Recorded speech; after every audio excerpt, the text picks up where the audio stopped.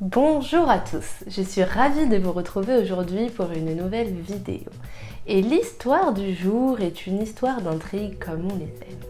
Avant de commencer la vidéo, comme d'habitude, n'hésitez pas à liker, à commenter et à vous abonner si l'histoire vous a plu. Bref, trêve de bavardage et on peut enfin commencer l'histoire du jour.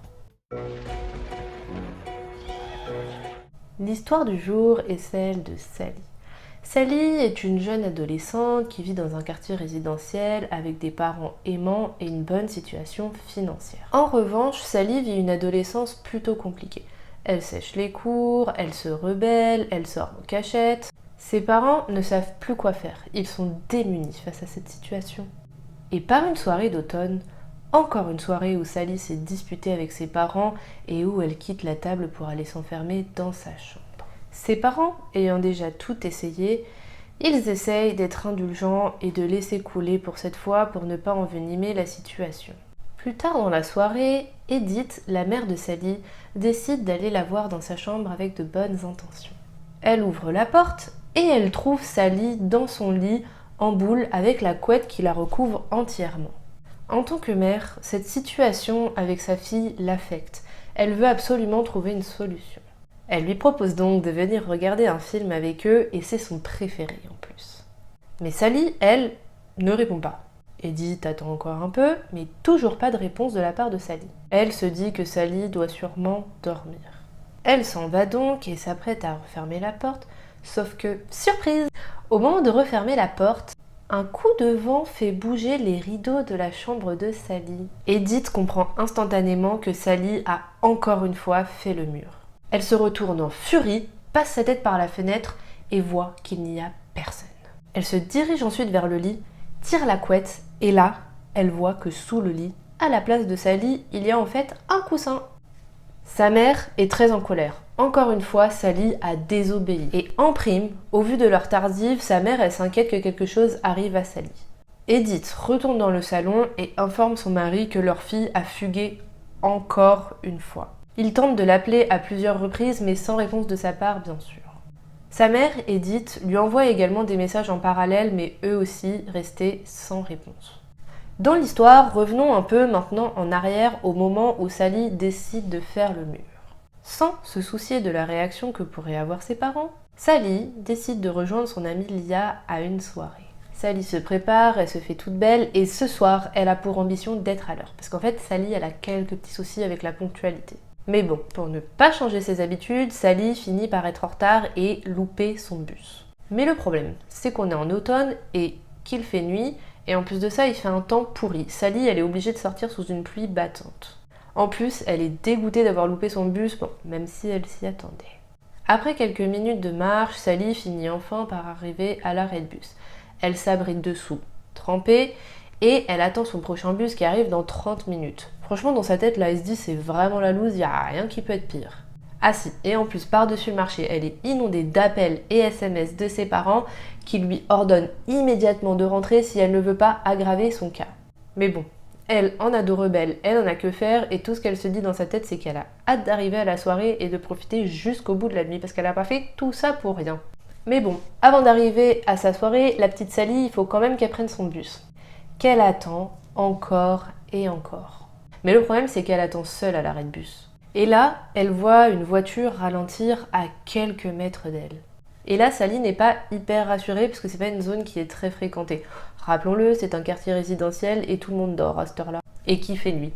Bref, il y a la voiture qui s'approche de plus en plus de Sally, mais Sally fait semblant de ne pas l'avoir vue. Sally, elle, qui a ses écouteurs, fait toujours semblant de ne pas les avoir entendus, même s'ils sont en face de lui. Mais bon, quand on a peur, on tente le tout pour le tout. Néanmoins, la femme et l'homme insistent et ils parlent beaucoup plus fort pour que Sally les entende.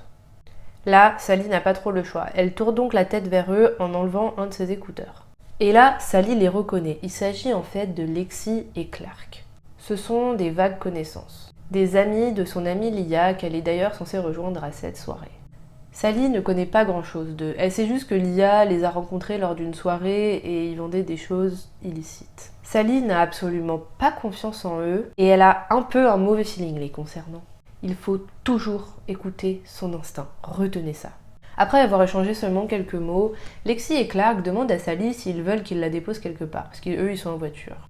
Mais Sally, elle dit que non, c'est pas la peine et que son bus va bientôt arriver de toute manière. Mais Lexi et Clark insistent et ils disent que de toute façon ça les dérange vraiment pas du tout et que là, en plus, vu la pluie battante qu'il fait, Sally va tomber malade. Et effectivement, Sally est seulement habillée avec une petite robe et une petite veste. Et en plus de ça, elle est trempée et elle a vraiment froid. D'ailleurs, elle se dit que c'est pas très malin de sa part de s'être si peu couverte et que si sa mère l'avait vue sortir comme ça, elle lui aurait donné une grosse doudoune.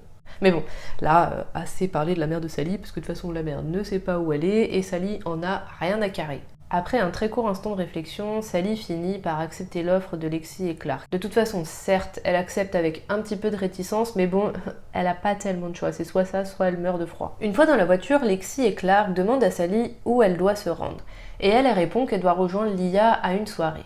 Lexi et Clark, d'un coup, tout enjoués, disent à Lia, tout fière, ouais, nous aussi on doit rejoindre Lia à cette soirée.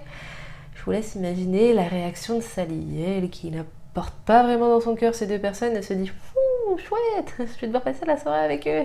Et en plus là, Sally elle est un peu fâchée contre Lia parce qu'elle se dit que quand même elle aurait pu la prévenir sa pote qu'il y a deux autres personnes qui vont passer la soirée avec elle, elle a pensé qu'elle allait juste passer la soirée avec son amie.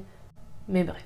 Le trajet se passe et Lexi et Clark posent beaucoup de questions à Sally. Ils lui demandent pourquoi elle s'est retrouvée à l'abribus, si elle habite dans le quartier, enfin ils lui posent beaucoup de questions sur sa vie perso. Et Sally trouve ce comportement un peu étrange, elle se demande pourquoi il pose autant de questions sur sa vie. Donc elle essaye de rester un peu vague dans les réponses. On peut dire que c'est pas la personne la plus loquace pendant le trajet. Bref, le calvaire s'arrête enfin pour Sally parce que les trois protagonistes finissent par arriver à la soirée et par rejoindre leur amie Lia. Sally l'a bien compris, elle va être forcée de passer la soirée avec ces deux jeunes gens qu'elle porte vraiment dans son cœur.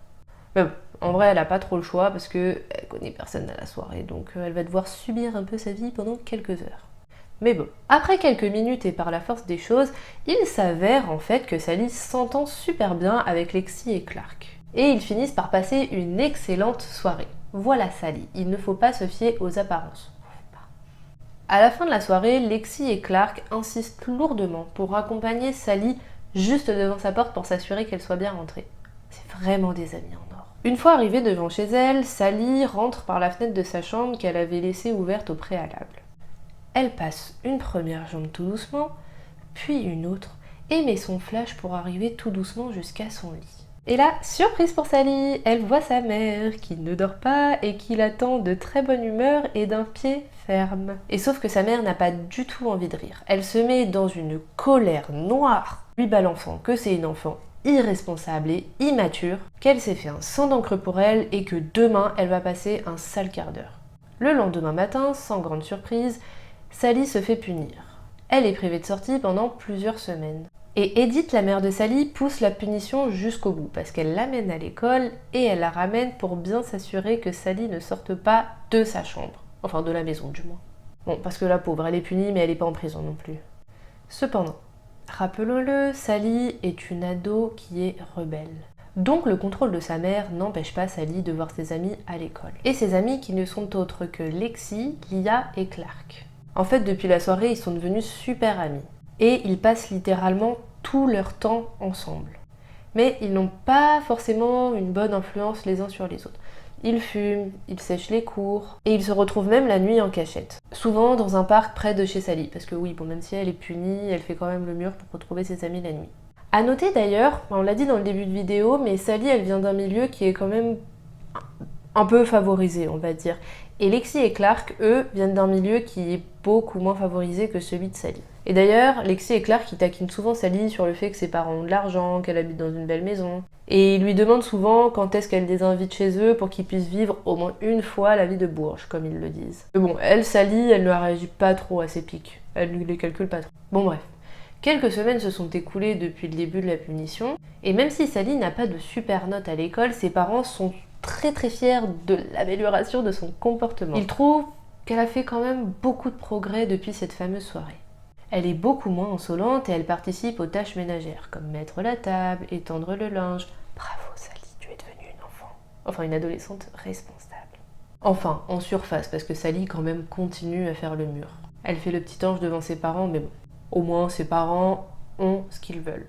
Et ses parents, pour se reposer un peu, décident de s'octroyer une soirée en amoureux.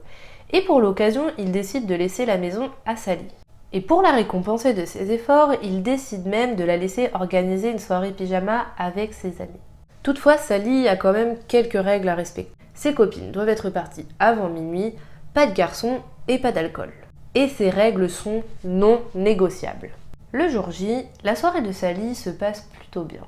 Tout le monde est relativement calme. Mais bon, vous connaissez Sally, il y a quand même quelques règles qui ont été enfreintes. Déjà, la règle de pas de garçon n'est pas respectée parce qu'elle a invité Clark. Et il y a aussi la règle de zéro alcool qui n'a pas été respectée. En effet, le groupe boit un peu d'alcool et vous savez à la demande de qui?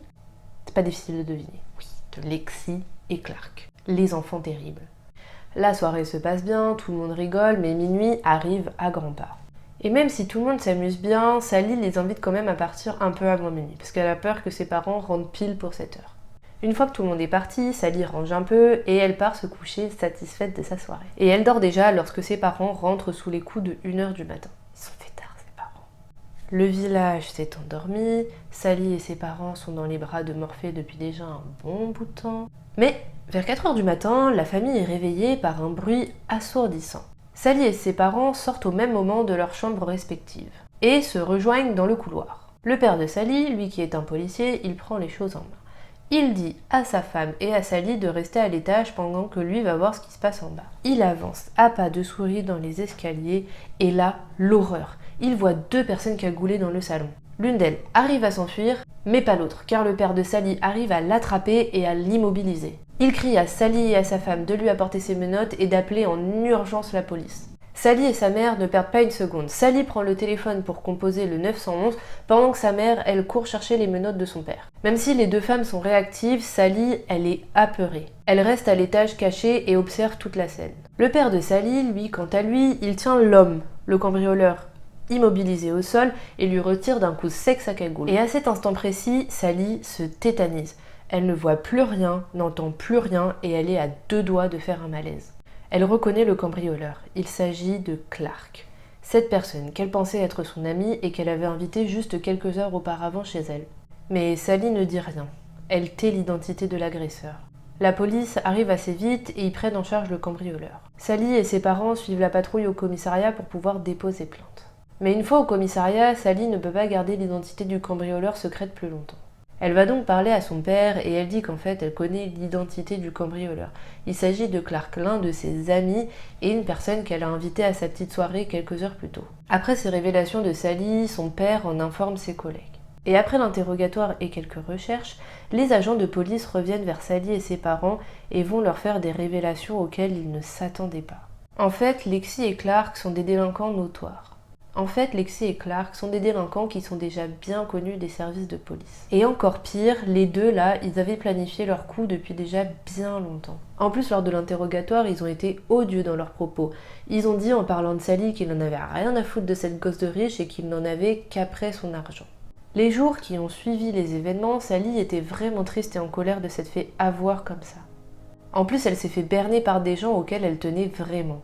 Mais avec le temps, sa colère s'est atténuée et elle a fini par réfléchir et relativiser sur ce qui s'était passé. Et sur toute la situation en général depuis qu'elle a commencé un peu à péter un câble. Sally a décidé de changer radicalement. Elle a décidé de changer d'école, d'arrêter de fréquenter Lexi, Clark et même Lia. Elle a décidé aussi que c'en était fini pour elle les bêtises et qu'il fallait qu'elle reprenne sa vie en main. Fini les mauvaises fréquentations et elle a même fini par demander pardon à ses parents. Eux qui chérissent tant leur fille et qui veulent le meilleur pour elle bien sûr. Ils sont juste heureux d'avoir retrouvé leur fille chérie et que tout ça soit bien derrière eux. Finalement, tout est bien qui finit bien. C'est sur ces quelques mots que je vous annonce que c'est désormais la fin de cette vidéo. En tout cas, comme d'habitude, ça a été un plaisir de vous raconter cette histoire et je vous dis à bientôt pour une prochaine vidéo. Bye!